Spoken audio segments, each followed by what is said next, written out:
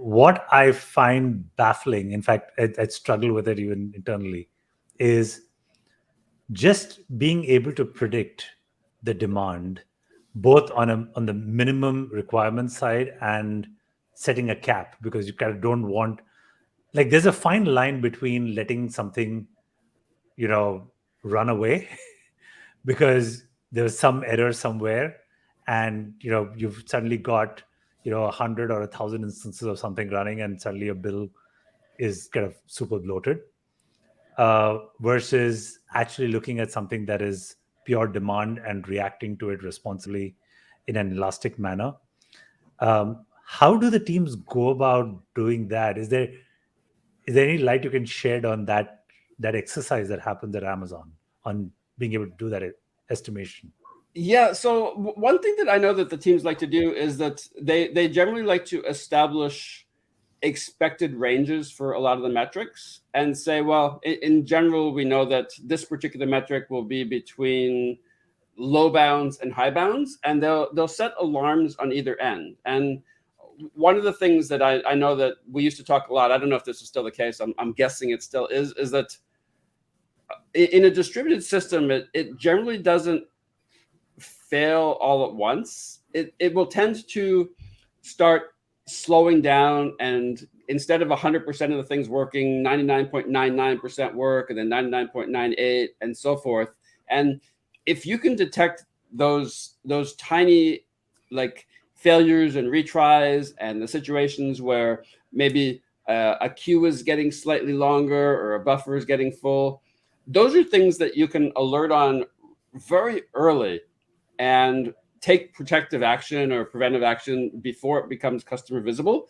And the ultimate metric that we watch on the retail side is the number of checkouts per second. So that's an awesome metric, because that means everything else has to work. The website has to be functional. It has to be able to display content to the users. It has to be able to accept things being put into the shopping cart. The checkout process has to work. Probably 1,000 other things I have no idea actually have to be there, but to the point where you've actually successfully done a checkout and your order is now in the system and we're getting ready to do the fulfillment. So many pieces have to work that watching that number turns out to be a great early indicator of something else might not be right. Now, we have a couple of, I think, almost unique advantages that help us. We've been doing this for a really, really long time. So we have expected values on upsides and downsides of where these metrics should be. So it's very easy to say, well, where was this yesterday at this time? Or during the last Prime Day peak, where are we comparatively?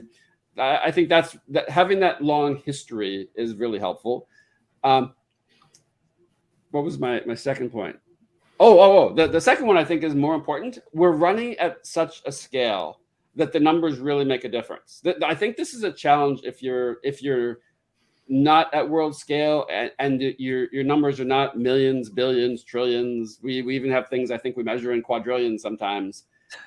When things are that big, the math works out and trends become really visible. If you're dealing with ones and tens and hundreds, you probably have to have a slightly different approach, because the statistics aren't as accurate or as helpful to you. True.